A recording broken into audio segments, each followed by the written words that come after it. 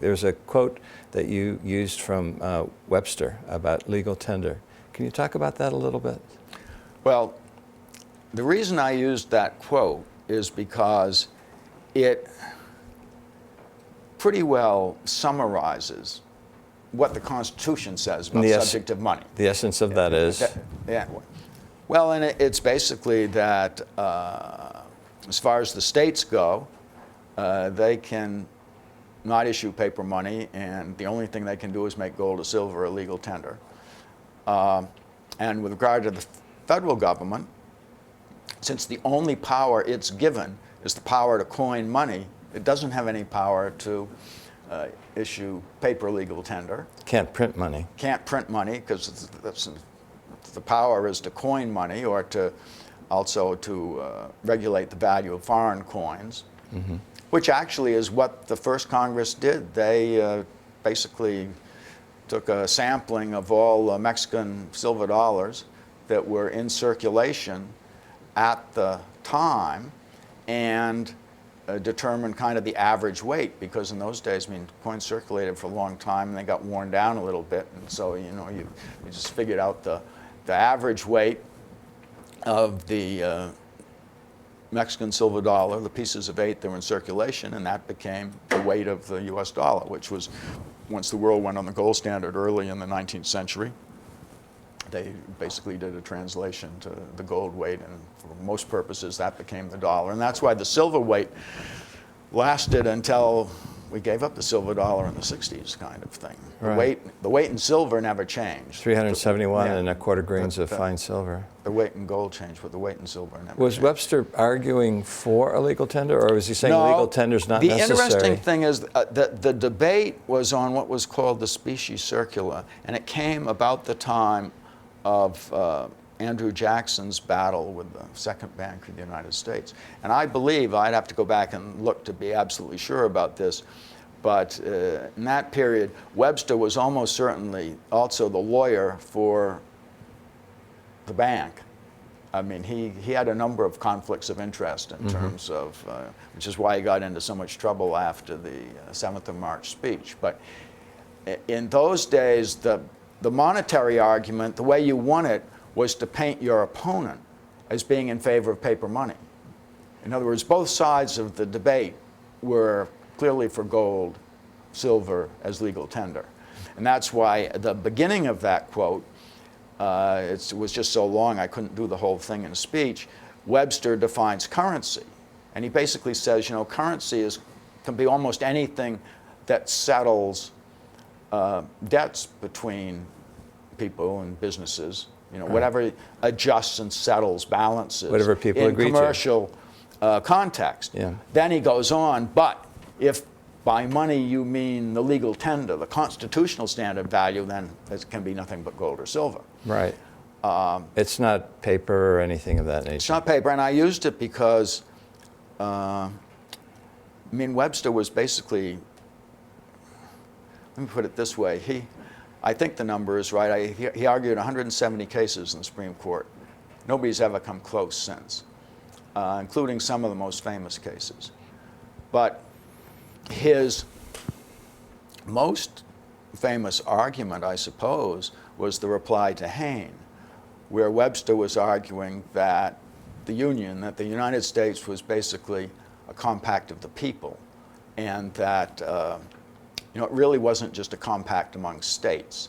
So that states, he was arguing against Calhoun's theory that it was an agreement among states and individual states could secede. And so it became kind of the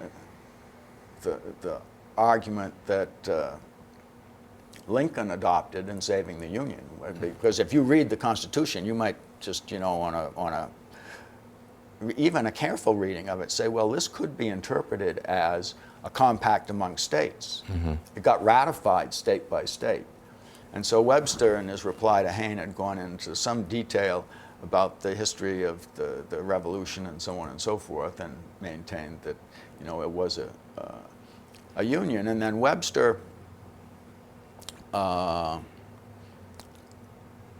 in 1850 came out in support of the Compromise of 1850, which was kind of a compromise in terms of new states, slave states versus. But it was also an issue of enforcing the Fugitive Slave Clause, which required that slaves be returned, if they basically escaped from the South and were in the North somewhere, which of course in Massachusetts there were plenty of abolitionists and were harboring fugitive slaves. Yeah, this is when Thoreau wrote his famous Civil Disobedience and ended up going to jail for refusal to pay the tax that ultimately was to be used for, as I recall from reading it, helping to assist in returning slaves back to the South that were captured in Massachusetts. Yeah, and part of the compromise was that we're going to have to, enforce the Fugitive Slave Clause, which was at that time part of the Constitution. Yeah. And Webster's argument on the 7th of March, which was sort of his last big performance in the Senate, was essentially that, we've got to make this compromise, and that the Fugitive Slave Clause was part of the Constitution, and you didn't get to pick which part you were going to abide by and which part you weren't, that you had to enforce the whole thing.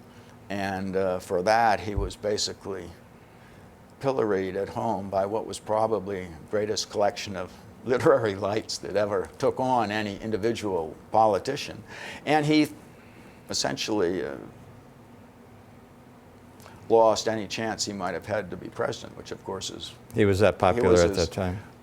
Well, I don't know, some people read Stephen Vincent Benet's The Devil and Daniel Webster. Yeah. And he's described as, no, he was never president, but for most of the 1830s and 40s, up to his death, I think in 1852, he was the biggest man in the country, is the way it was put. And I think for the next half century after his death, he was by far the most quoted politician in Congress, in congressional debates. But he's sort of been eclipsed a little bit in the 20th century. But again, it's because he was a conservative, a Federalist. Federalist, as the framers of the Constitution intended it. Yes, and so, he wouldn't have fit in very well with the notion of the welfare state, I guess is one way to put it. Well, the quote was an excellent quote. The presentation you gave was brilliant. And the good news is that it's available on goldensextant.com, which is your website.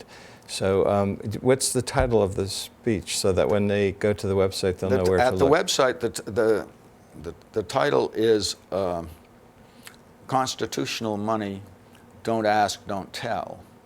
And the version that will be at the website has a number of footnotes and even some supplementary material you can get to in PDF from the website, because the speech had a 20-minute limit, whatever. Yeah.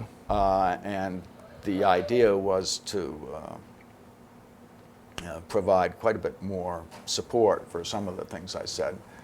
And also, I think that there's some history in there. There's a bit about Webster that I wrote. There's a copy of the petition that I had to the Supreme Court to try to deal with the monetary issues in the first case that I mentioned.